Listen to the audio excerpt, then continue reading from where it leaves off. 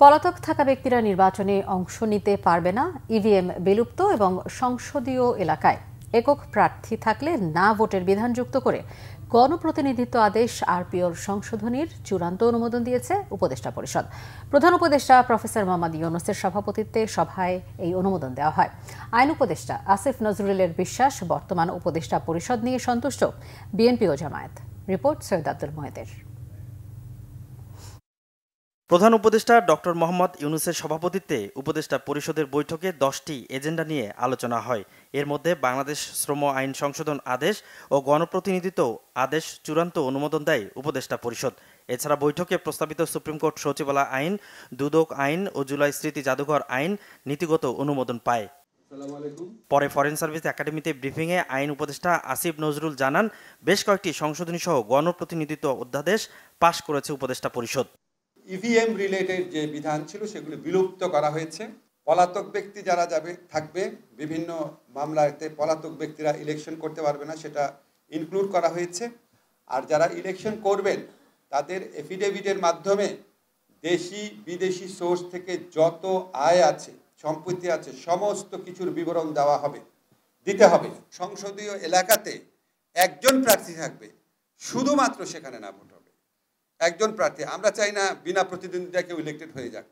এক প্রশ্নের জবাবে আইন উপদেষ্টা জানান, রাজনৈতিক কৌশলের অংশ হিসেবে উপদেষ্টার পরিবর্তনের বিষয়টি উপস্থাপন করেছে দলগুলো।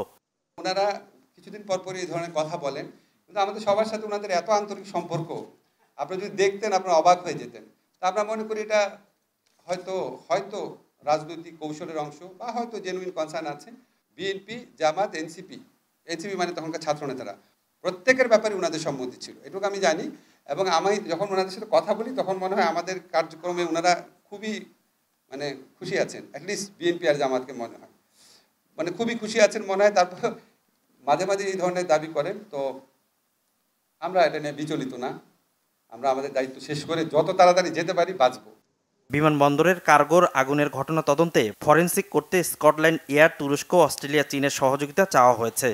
এই ফায়ারটা কিভাবে ঘটলো এটার কারণ নির্ণয়ের জন্য আমরা অলরেডি স্কটল্যান্ড ইয়ার্ড, আপনি স্কটল্যান্ড ইয়ার্ড জানেন যে ব্রিটেনের পুলিশ বাহিনী, স্কটল্যান্ড ইয়ার্ড, তারপরে অস্ট্রেলিয়া, চায়না, টার্কিশ গভর্নমেন্টের সাথে আমরা অ্যাপ্রোচ করেছি এবং তারা তাদের কাছ থেকে আমরা অ্যাপ্রোচ করেছি যাতে এটা একটা ফরেনসিক করা যায়, যাতে এটার আগুনটা কিভাবে ঘটলো সেটা নির্ণয় করার জন্য। দুর্নীতি দমন কমিশন আইনে সংস্থাটির ক্ষমতা আরও বাড়ানো হয়েছে। এক্ষেত্রে দুদকের অভ্যন্তরীণ জবাবদিহিতা নিশ্চিত করতে তাগিদ দেওয়া হয়েছে বলে জানান আইন উপদেষ্টা। অবস্থানরত বিদেশি সৈয়দ আব্দুল মুহিত, বাংলা ভিশন, ঢাকা।